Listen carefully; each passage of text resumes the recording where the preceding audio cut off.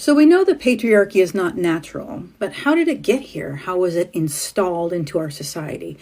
The shift from goddess-centered matriarchal societies to the patriarchal world we inherited and live in now didn't happen organically. It didn't happen because men were naturally dominant or because women were naturally submissive. It happened because of invasion. Repeated, sustained, violent invasion over thousands of years.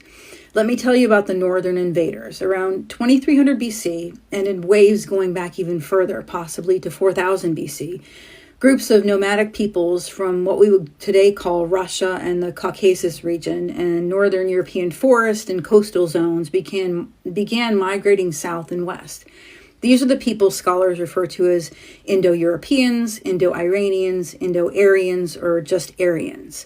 They were known in the archaeological record as the battle axe cultures, and the scholars who studied them agree on one thing, even if they disagree on everything else, that these cultures were dominantly pastoral, patriarchal, warlike, and expansive. They weren't temple builders, they weren't creators of urban centers. They were nomadic hunters and shepherds who were just beginning to practice agriculture. What they were good at was conquest, and one of the most significant weapons they had was the horse-drawn war chariot, a technology that really revolutionized warfare and gave them a power advantage over the settled, peaceful, goddess-worshipping civilizations they encountered. Now, here's the most important part. These invaders didn't just bring weapons, they brought a worldview, and that worldview had two pillars. Number one, that men are superior to women, and number two, light-skinned people are superior to dark-skinned people. Scholars who have studied this note that their sense of superiority seems to have been rooted primarily on their ability to conquer, not in any cultural development, because the people they were invading were more culturally developed. The goddess-worshipping societies of the Near East and the Middle East had thriving urban centers and art and spiritual traditions and written records. The northern invaders had axes and horses.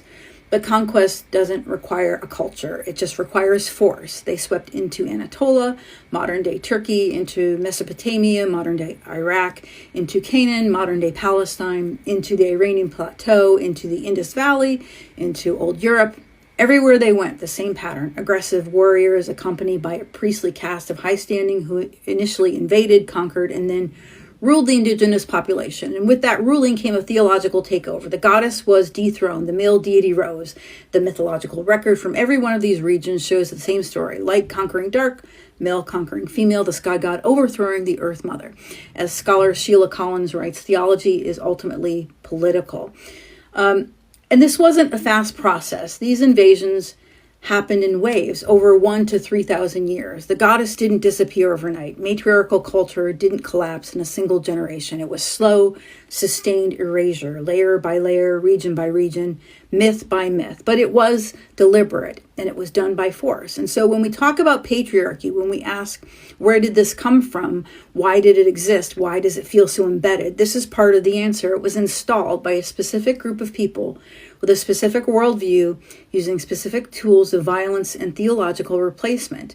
And that is the truth of the violent origin story of the world that we are still living in. There is nothing natural about it.